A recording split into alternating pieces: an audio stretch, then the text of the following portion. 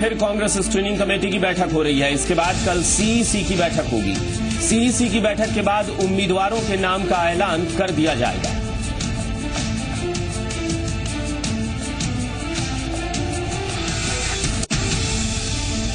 दागी नेताओं को बचाने वाले अध्यादेश का विरोध कर राहुल गांधी ने कांग्रेस को जो संदेश दिया था उसका सीधा असर राजस्थान में दिख रहा है।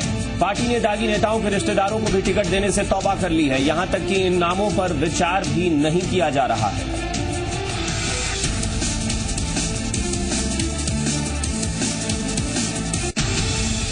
राजस्थान विधानसभा चुनाव में बीजेपी के उम्मीदवारों को लेकर दिल्ली में कल बीजेपी प्रदेश कार्य समिति की भी बैठक हुई। सिंधिया हाउस में हुई बैठक में राजस्थान प्रदेश बीजेपी अध्यक्ष वसुंधरा राजे, बी सतीश, सौदान सिंह और कप्तान सिंह सोलंकी मौजूद रहे।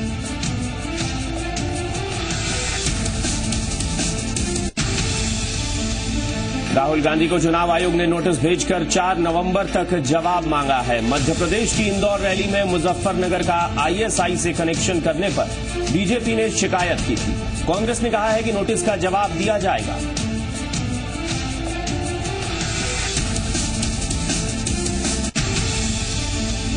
आसाराम पर यौन उत्पीड़न का आरोप लगाने वाली छात्रा के प्रिंसिपल को जान से मारने की धमकी मिली है। चिट्ठी के साथ एक जिंदा कारतूस भी मिला है।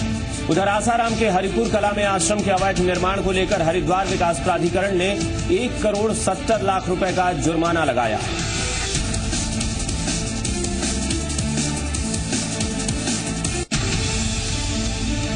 दिवाली से पहले पेट्रोल के दाम घट गए हैं। पेट्रोल 1 रुपए 15 पैसे प्रति लीटर सस्ता हुआ है, वहीं डीजल 50 पैसे प्रति लीटर महंगा हो गया है। जयपुर में पेट्रोल के दाम 1 रुपए 45 पैसे प्रति लीटर कम हुए हैं, जबकि डीजल की कीमत में 59 पैसे प्रति लीटर का इजाफा हुआ है।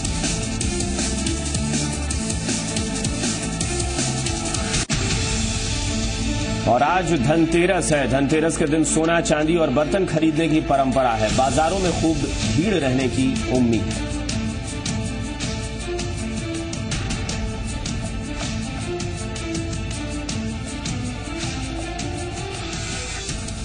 नमस्कार, जी मरुधरा में आपका स्वागत है। आपके साथ मैं हूं अभिषेक कात्यायन। शुरुआत करते हैं इस वक्त की अहम खबर से, जो राजस्थान विधानसभा चुनाव से जुड़ी है। कांग्रेस में टिकट बंटवारे को लेकर माथापच्ची जारी है। आज फिर दिल्ली में कांग्रेस स्क्रीनिंग कमेटी की बैठक चल रही है।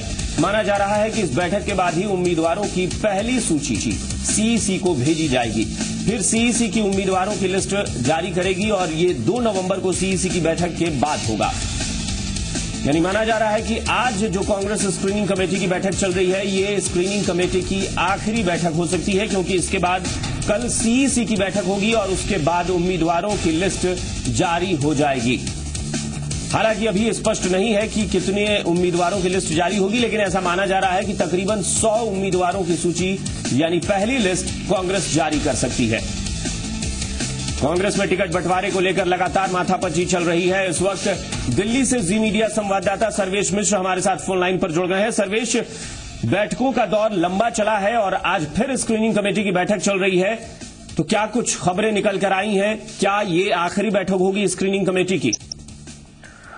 देखिए, माना तो यही जा रहा है कि आखिरी बैठक होनी चाहिए स्क्रीनिंग की, क्योंकि काफी बैठकें हो चुकी हैं और चुनाव भी अब बिल्कुल करीब है। 1 दिसंबर को चुनाव होना है और 1 नवंबर आज हो गया है। अगर बीच में 2 दिन की दीपावली की छुट्टी पड़ जाएगी तो इसलिए ये माना जा रहा है कि कल पहली लिस्ट इनकी आ जाएगी। 2 तारीख को आनी तो आज ही थी, सीईसी आज बैठनी थी, लेकिन कुछ कारणों की वजह से सीईसी आज नहीं बैठ पाई और आज फिर से स्क्रीनिंग कमेटी की बैठक चल रही है।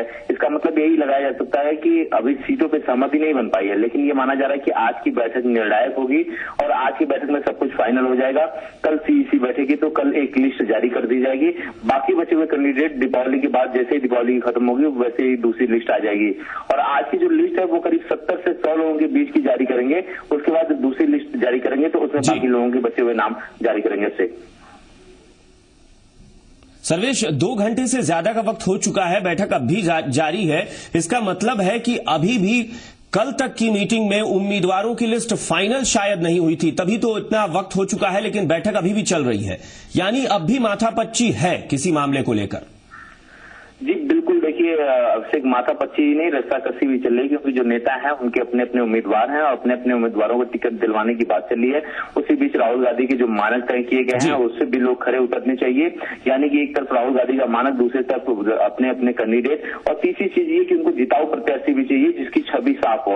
ये ढूंढना उनके लिए मुश्किल है। इस बार राहुल गांधी ने ये कहा था कि कोई भी अप्लाई कर सकता है टिकट के लिए, तो करीब इनके पास 45,000 से ज्यादा रिज्यूम आए थे, जिसमें इन लोगों ने बैठ के फाइंड आउट किया है कि 200 लोग कौन होंगे जिनको टिकट देना है। अल्टीमेटली ये उन्हीं लोगों को देंगे टिकट जो जिताऊ प्रत्याशी हों, लेकिन साफ छवि के हों, और उसके साथ होना ये भी चाहिए कि राहुल गांधी के मानक पूरे हों। तो इन सारी चीजों को लेकर भी इनको काफी वक्त लग रहा है। कुछ इनके इंटरनल लोग हैं जिनके लोगों को टिकट मिलना चाहिए, वो नाराज ना हो जाए, उनको भी मनाने की कोशिश, और इन सारी पहलुओं को ध्यान में रखते हुए ये बैठक चली है। आज 11वां दिन है, लेकिन अभी तक कुछ फाइनल नहीं हो पाया था। ये माना जा रहा है कि आज की बैठक निर्णायक होगी और कल सीईसी में लिस्ट जाएगी और कल पहले लिस्ट प्रत्याशियों की बाहर आ जाएगी। जी सर्वेश, और जाहिर तौर पर कांग्रेस की परंपरा रही है कि हाईकमान ही तय करता है, यानी 10 जनपद से ही आखिरी मुहर लगती है। लेकिन फिर भी ऐसा लगता है कि एक कोशिश जरूर है प्रदेश स्तर के नेताओं में, चाहे वो गहलोत हो या सीपी जोशी हो या फिर चंद्रभान हो, ये कोशिश है इन बड़े नेताओं की कि अपने अपने कैंडिडेट्स को ज्यादा से ज्यादा टिकट दिलवाए जा सकें। ये भी एक कोशिशें जरूर चल रही हैं, भले ही गांधी परिवार आखिरी मुहर लगाता हो।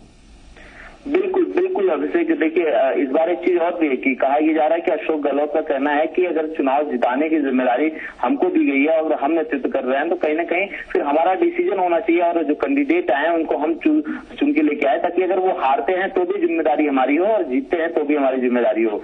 वहीं सीपी जोशी हैं, वहीं जो है कि भंवर जितेंद्र सिंह हैं, वहीं गिरिजा व्यास हैं, ये सारे लोग भी कैबिनेट के मिनिस्टर हैं और इन लोगों के भी अपने अपने कैंडिडेट हैं, इनका भी अपना अपना वहां पर रसूख है। ऐसे में मुश्किल तो इनके साथ है। एक चीज और आपने जो कहा कि हाईकमान मोहर लगाता है, ये बिल्कुल सही। अगर हाईकमान के मोहर लगाने की बात नहीं होती कि ये लोग पूरी तैयारी के साथ 28 अक्टूबर को गए थे सीईसी में लिस्ट लेके, लेकिन इनको बैरन वापस आना पड़ा। इसका मतलब कि वो लिस्ट या तो हाईकमान के अनुरूप न रही हो या फिर आपस में इनका विवाद रहा हो, जिसको सुलझाने के लिए फिर सीईसी की डेट बढ़ा दी गई, 1 तारीख कर दी गई। 1 तारीख को भी ये अपनी लिस्ट नहीं दे पाए तो अब उसको 2 तारीख कर दी गई। तो ये तो सच है कि हाईकमान के बिना मोहर लगे हुए ये एक भी टिकट को फाइनल नहीं कर सकते हैं अभिषेक। चलिए, बहुत बहुत शुक्रिया सर्वेश इस पूरी जानकारी के लिए। तो स्क्रीनिंग कमेटी की बैठक अब भी चल रही है, 2 घंटे से ज्यादा का वक्त हो चुका है, लेकिन बैठक चलने का मतलब है कि अब भी उम्मीदवारों की लिस्ट फाइनल करने में थोड़ी समस्याएं आ रही हैं। आम सहमति बनानी है, सबके अपने अपने हित हैं और सब अपने अपने उम्मीदवारों को टिकट देने की कोशिश में लगे हुए हैं। फिलहाल कल माना जा रहा है कि सीईसी की बैठक होगी, जिसके बाद उम्मीदवारों की सूची जारी हो जाएगी।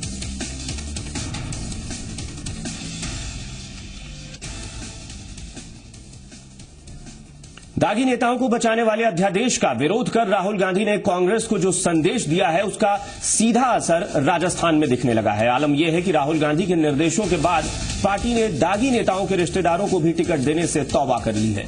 यहां तक कि इन नामों पर विचार भी नहीं किया जा रहा है। अब देखना होगा कि कांग्रेस का यही रवैया महिपाल मदेरणा और बाबूलाल नागर के परिवार के मामले में भी रहता है या नहीं। चुनावी लाभ के लिए क्या कुछ छोटे नेताओं को हटाकर अपनी छवि को बेहतर करने की ये सिर्फ कवायद भर है, या फिर सभी बड़े नेता भी जो दागी हैं उन्हें भी टिकट से वंचित किया जाएगा? हालांकि पार्टी के इस कदम से बड़े पैमाने पर विरोध के सुर भी सुनने को मिल सकते हैं।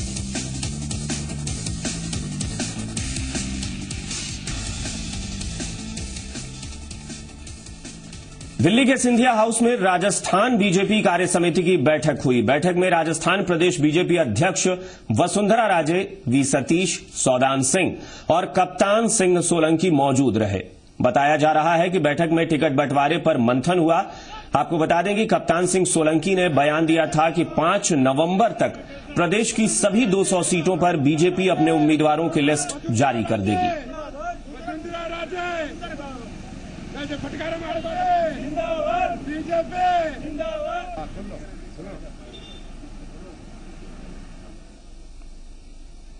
राजस्थान में अब तक राजनीति 2 ध्रुवीय रही है, बीजेपी या कांग्रेस। लेकिन इस बार विधानसभा चुनाव में तीसरा योद्धा भी उतरने की ठान चुका है, जो कि हार जीत के समीकरण को तय करने में अहम भूमिका भी निभाएगा। जी हां, हम बात कर रहे हैं राजस्थान जनतांत्रिक मोर्चे यानी कि थर्ड फ्रंट की, जो 5 पार्टियों के कॉम्बिनेशन के साथ चुनाव में उतरने वाला है। इसके लिए बैठकों का दौर शुरू हो गया है।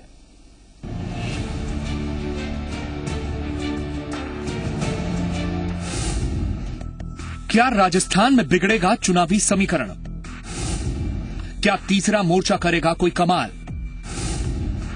क्या बीजेपी कांग्रेस का तोड़ है तीसरा मोर्चा?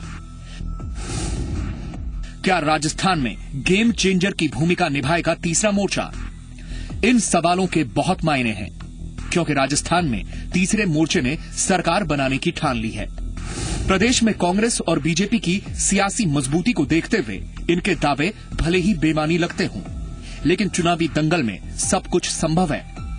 प्रदेश में जन लोकतांत्रिक मोर्चा यानी CPI, CPM, Samajwadi party, JDU और जेडीएस ने तीसरे मोर्चे के बैनर तले विधानसभा चुनाव के लिए प्रदेश में 125 से 130 सीटों पर उम्मीदवारों को उतारने की ठान ली है। ऐसे में सत्ता पर काबिज होने का दम भरने वाली बीजेपी का चुनावी गणित बिगड़ सकता है। हमारा प्रयास है नीतियों पर राजनीति हो, मुद्दों पर राजनीति हो, और उसमें कांग्रेस और भारतीय जनता पार्टी नीतिगत मामले में एक जैसी पार्टी है। दोनों की नीतियां एक जैसी, काम ऐसे एक जैसा, आचरण एक जैसा, उनमें कोई अंतर नहीं है। वो कारपोरेट घरानों की ए और बी टीम है। उनको परास्त करना हमारा लक्ष्य है। हम सब मिलकर के भी और हमसे इतर और कोई ताकत के साथ में बातचीत से, तालमेल से उनको परास्त किया जा सकता है, और जनता को इनके कुराज से, इनके भ्रष्ट कारनामों से निजात दिलाई जा सकती है। तो उसका हम प्रयास करेंगे। उसके लिए हम 5 दलों के अलावा मोर्चे के बाहर भी किसी से भी बातचीत संभव है वो की जाएगी। हमारी सबकी जो दावादारी है वो करीब 125-30 सीटों की है सबकी आपस में। हम उसमें इसीलिए चर्चा कर रहे हैं कि सीटों को बेहतर नतीजे लाने की दृष्टि से सीटों का तालमेल, मोर्चे का आपसी तालमेल बना रहे, सीटों के परिणाम लाने लायक हो, लड़ने के लिए ही सीट न लड़ी जाए। और इसी दृष्टि से हमारी कई दौर की पहले बातचीत हो चुकी है। अभी हम आज और कल में अंतिम दौर पे इस सब बात को लाके तय हमारा ये किया हुआ है कि हम उन सीटों की एक मुश्त घोषणा करेंगे, पहली सूची, जिन पे आज सहमति हो जाएगी उनको एक साथ। इसलिए हमने आपस में ये भी सेंसर किया हुआ है कि हम अलग अलग अपनी दावेदारी की सूची अलग अलग जारी नहीं करेंगे। थर्ड फ्रंट में शामिल होने वाले इन सभी दलों का मानना है कि कांग्रेस और बीजेपी दोनों कॉरपोरेट घरानों की पार्टियां हैं, जिन्होंने जनता के लिए कुछ नहीं किया। ऐसे में अब प्रदेश की जनता बदलाव चाहती है। देखिए, इस समय हम केवल हमारे लोकतांत्रिक मोर्चे की बात कर रहे हैं, और जहां तक बसपा का सवाल आता है, वो अपने आप को राष्ट्रीय पार्टी के रूप में, राष्ट्रीय नेतृत्व में अगर जैसे जो मोर्चा बना है उसके साथ आना आए तो वो सवाल जो है राष्ट्रीय नेतृत्व और राष्ट्रीय के साथ है। हम लोग इस समय जो इकट्ठे हुए हैं वो राजस्थान लोकतांत्रिक मोर्चे की एक राय नीतिगत आधार पर हम इसको हमारे उम्मीदवार उतारेंगे। अन्य पार्टियों का कोई सवाल आता है तो उसको चर्चा होगी तो हम चर्चा करेंगे। हाँ, राजपा का नेतृत्व भी एक ईमानदार नेतृत्व है, एक जुझारू नेतृत्व है, आम जनता के सहानुभूति रखने वाला, आम जनता के दुख दर्द को समझने वाला नेतृत्व है। इसलिए राजपा जो है वो एक ऐसा विकल्प है जो राजस्थान को भ्रष्टाचारियों से मुक्त कर सकती है। राष्ट्रीय शिवसेना के जिला अध्यक्ष थे श्री गोविंद मुंद्रा, ये राजपा में अपने पूरे सदस्यों के साथ में ये शामिल हुए हैं।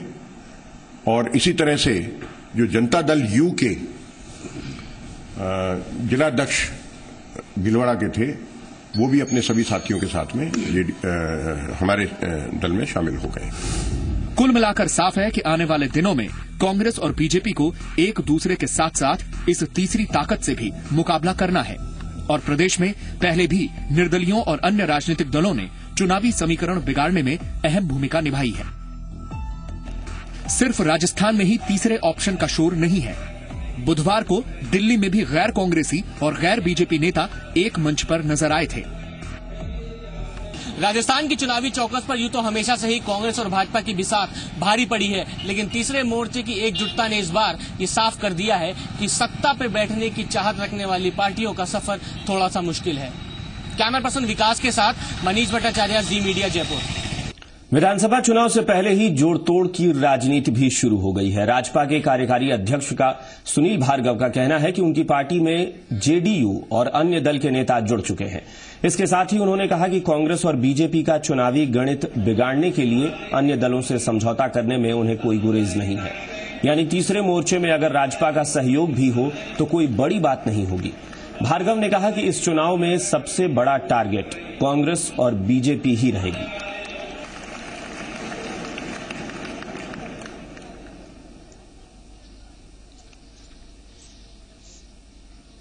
भरतपुर जिले की डीग कुम्हेर विधानसभा इलाके से बीएसपी उम्मीदवार रज्जन सिंह ताका को फोन पर गोली मारने की धमकी मिली है।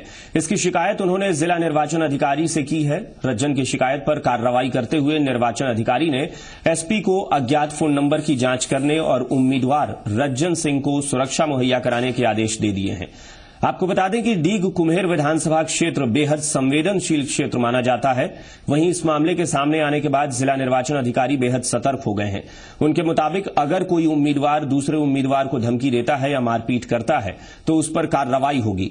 साथ ही वीडियोग्राफी के जरिए उम्मीदवारों की गतिविधियों पर भी नजर रखी जाएगी।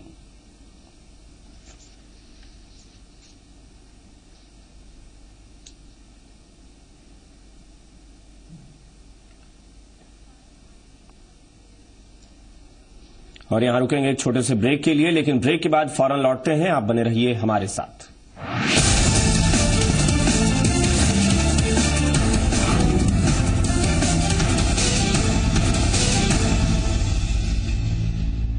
जनता इन सब सवालों के जवाब अब नेताओं से मांगेंगे। ये जनता की आवाज है। चुनाव का टाइम है, गर्मी होना भी जरूरी है। अभी आवाज नहीं उठाओगे तो कब उठाओगे? चोरी करते हैं बीजेपी वाले या कांग्रेस वाले। जो आने वाली पीढ़ी याद रखेगी अशोक गहलोत ने जो काम किया है, बिजली मिली है या पानी मिला है, और सबसे बर्बाद हुआ है तो किसान हुआ है। उनको खाना ढंग से नहीं मिलता। नेताओं को उनके 2 आंख है, जनता के 4 आंख।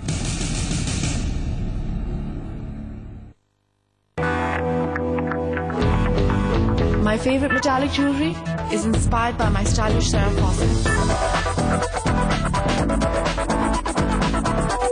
Sarah reflects my style.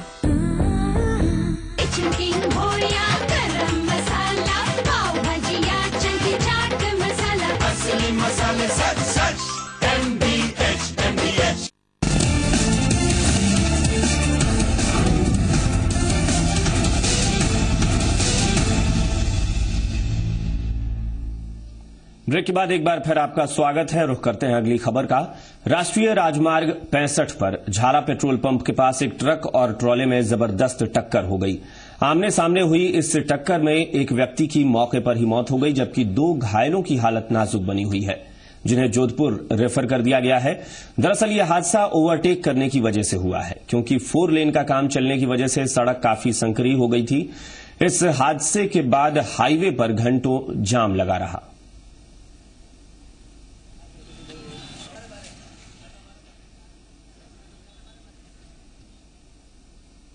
Jaisalmer की गांधीनगर कॉलोनी में सेना के ट्रक से टक्कर लगने की वजह से ग्रामीण गंभीर रूप से घायल हो गया। उसकी हालत को देखते हुए स्थानीय अस्पताल ने उसे जोधपुर के लिए रेफर कर दिया है। हादसे के बाद मौके पर पहुंची पुलिस ने सेना के ट्रक को अपने कब्जे में ले लिया है। आपको बता दें कि मजदूरी का काम कर रहे हरिराम को बीएसएफ के ट्रक ने टक्कर मार दी, जिसके बाद वो सड़क पर मौजूद पत्थरों से टकरा गया। डॉक्टरों के मुताबिक उसकी हालत चिंताजनक है।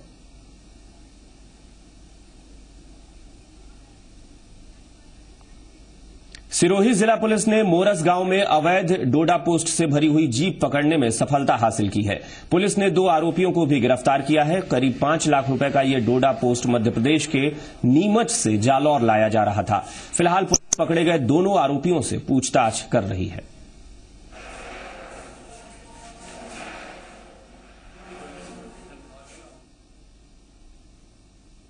इस डोडा पोस्ट की अनुमानित कीमत कितनी होगी? ये डोडा पोस्ट करीब 6 क्विंटल और 18 केजी है, जिसकी कीमत बाजार मूल्य अनुसार करीब 5 लाख रुपए है। प्रदेश में मिलावटखोरों पर की जा रही खाद्य विभाग की कार्रवाई पर कुछ वक्त के लिए विराम लग सकता है। दरअसल खाद्य सामग्री की जांच करने वाली प्रयोगशाला ने खाद्य विभाग को पत्र लिखकर बताया है कि बढ़ती व्यस्तता के चलते जो नमूने अभी लिए जा रहे हैं उन नमूनों की रिपोर्ट करीब 40 दिनों के बाद मिलेगी। ऐसे में विभाग का मिलावट के खिलाफ जारी अभियान महज एक दिखावा भर है। सही है कि जो सैंपल की टेस्ट रिपोर्ट आने में 2 हफ्ते से लेकर से उससे अधिक भी समय लग रहा है। इसका ये कारण है कि बहुत बड़ी संख्या में सैंपल पूरे जोन के लिए, पूरे डिवीजन के लिए यहाँ आ रहे हैं और सभी अधिकारियों से भी बैठक की, उसमें कोशिश की है कि सैंपल की रिपोर्ट है वो बहुत जल्दी आ जाए। दिवाली नजदीक है, ऐसे में प्रदेश में धड़ल्ले से मिलावट का कारोबार चल रहा है। टोंक में गुप्त सूचना के आधार पर खाद्य विभाग की टीम ने कार्रवाई करते हुए 25 किलो नकली मावा जब्त किया है। खाद्य विभाग की टीम ने इस मामले में एक व्यक्ति को भी गिरफ्तार किया है। पूरे प्रदेश भर में खाद्य विभाग अभियान चलाकर मिलावटखोरों पर नकेल कस रहा है। एक दिन पहले ही खाद्य विभाग ने पुलिस की मदद से कार्रवाई करते हुए 261 किलो नकली घी जब्त किया था। साथ ही मौके से पुलिस ने 3 लोगों को भी गिरफ्तार किया था। अभी दीपावली त्योहार पे विशेष अभियान चला जा रहा है विभाग द्वारा, तो उसमें हमें पता चला कि बसों में भी मावा आ रहा बाहर से, तो उसकी हो सकता है मिलावटी हो। इस चक्कर में हम डेली बस में चेक की जा रही है। आज हमें एक मुखबिर सूचना मिली, आज आ सकता है एक बस में जिसने एक छोटी टीवीएस गाड़ी में RJ26 SH 5819 पे गांठ रखी, उसको गांठ में गाड़ी पकड़ ली, उससे परिचय किया। नियमानुसार हम एक सैंपल ले रहे हैं, उसमें उस एक तहत कार्रवाई की जाएगी, इसमें मिलावट होगी तो। कोटा के JDB गर्ल्स कॉलेज में आयोजित सांस्कृतिक कार्यक्रम में छात्राओं ने बढ़ चढ़कर हिस्सा लिया। छात्राओं ने राजस्थानी संस्कृति को झलकाते हुए कई प्रस्तुतियां दी, साथ ही उन्होंने फिल्मी गानों पर भी डांस किया। इस मौके पर सांस्कृतिक कार्यक्रम में परफॉर्म करने वाली छात्राओं को सम्मानित भी किया गया।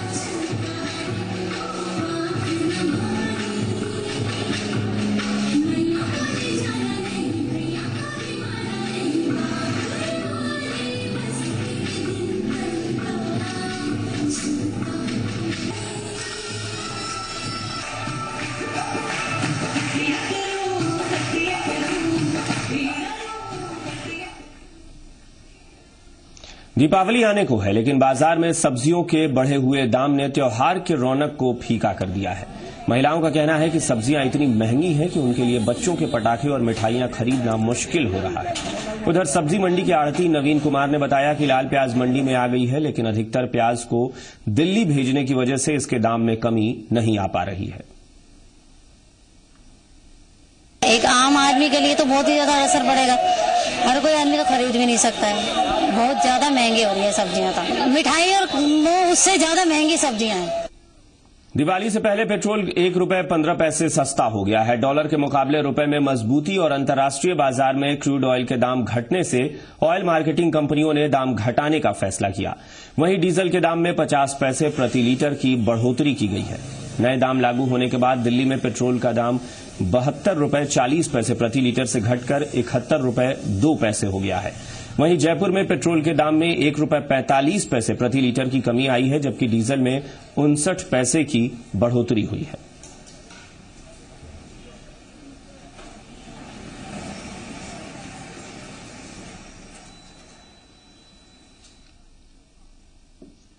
सरकार ने दिवाली के मौके पर पेट्रोल के दाम में कमी कर देशवालों को एक तोहफा देने की कोशिश की है, लेकिन आम जनता इससे खुश नहीं है, क्योंकि सरकार ने भले ही पेट्रोल के दाम कम किए हों, लेकिन उसने डीजल के दाम में 50 पैसे की बढ़ोतरी कर दी है। आम जनता का कहना है कि सरकार के इस कदम से महंगाई बेकाबू हो सकती है।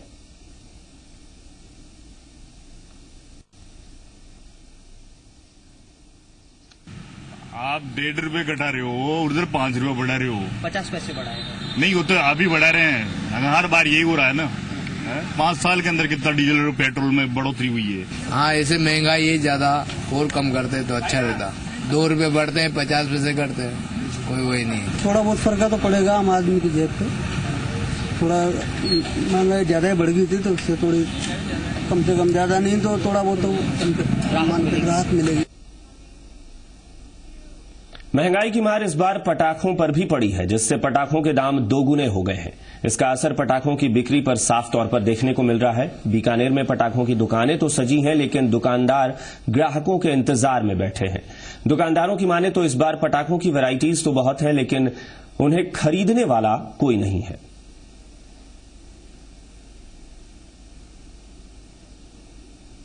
देखा जाए तो इस बार महंगाई बहुत ज्यादा है। अब मिडिल क्लास का आदमी आता है, साहब बच्चों के पटाखे दीजिए, उनको 4 आइटम नहीं दिया, 1000 रुपए का बिल बन रहा है, तो वो खरीदने से कतरा रहा है। तो देखा जाए तो लगता नहीं है इतनी ज्यादा सेल रहेगी। दिवाली का त्योहार आते ही पिंक सिटी जयपुर पर्यटकों से गुलजार हो जाती है। इन दिनों राजधानी जयपुर के पर्यटन स्थलों पर विदेशी सैलानियों की भीड़ देखी जा रही है। दिवाली के मौके पर जयपुर शहर की रौनक विदेशी पर्यटकों को खूब पसंद आती है। दिवाली से पहले जयपुर शहर में की गई लाइटिंग, दुकानों और बाजार की आकर्षक सजावट विदेशी पर्यटकों के लिए आकर्षण का केंद्र बनी हुई है।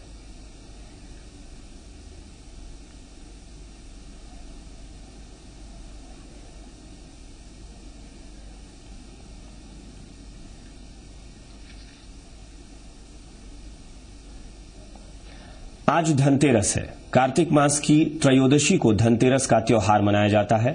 इस दिन खरीदारी के अलग ही मायने हैं। कहते हैं कि आज ही के दिन सोना या बर्तन खरीदना बेहद शुभ माना जाता है। खरीदारों की भारी भीड़ को देखते हुए देश भर के बाजारों में खूब रौनक है। लोग जमकर खरीदारी कर रहे हैं।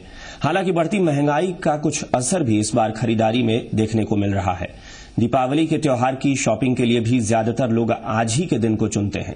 इस खास दिन को देखते हुए सोने के आभूषण और बर्तन की दुकानों में खास ऑफर भी देखने को मिल रहे हैं।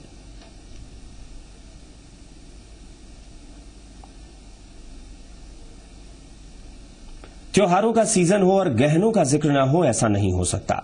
दिवाली के मौके पर जहां बाजारों में रौनक बढ़ जाती है, वहीं ज्वेलरी शॉप में भी ग्राहकों की तादाद बढ़ती है। तो चलिए आपको दिखाते हैं इस बार दिवाली में क्या खास है।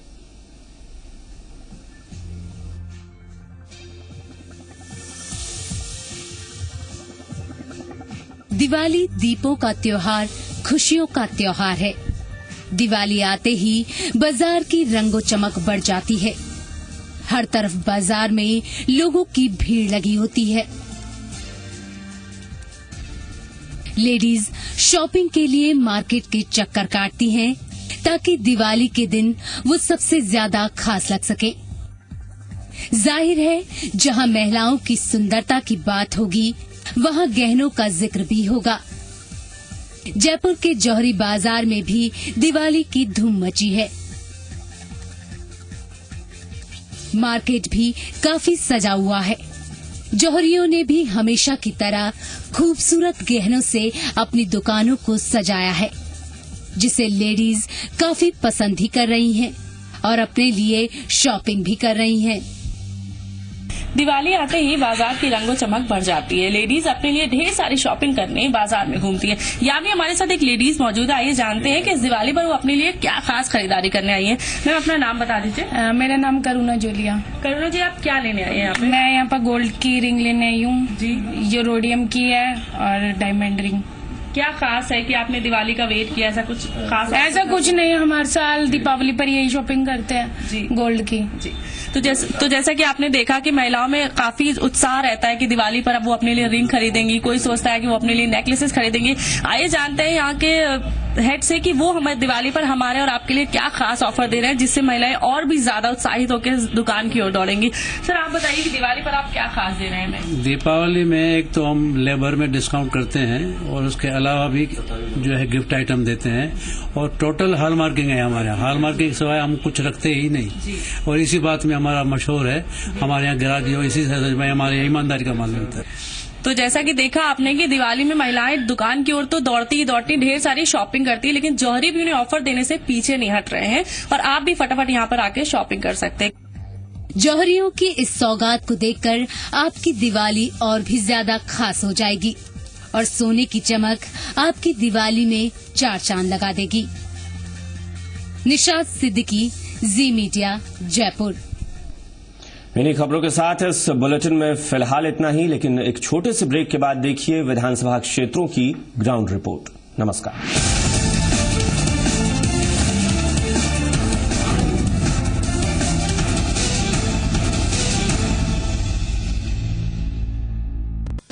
जायकेदार खाना, लजीज व्यंजन और स्वादिष्ट पकवान। जितना खूबसूरत है राजस्थान, उतना ही स्वादिष्ट है यहाँ का खान पान। जैसी सौंधी मिट्टी, वैसा ही एहसास। जानिए कैसे बनते हैं ये स्वाद के रिश्ते। रजवाड़ी रसोई, शनिवार और रविवार दोपहर 1:30 बजे जी मरुधरा पर मेरी शान मेरा अभिमान। My favorite metallic jewelry is inspired by my stylish Sarah Fawcett. Sarah reflects my style. Sambar मसाला हो या चने का मसाला, कसूरी मेथी या देगी मिर्च, असली मसाले सच सच।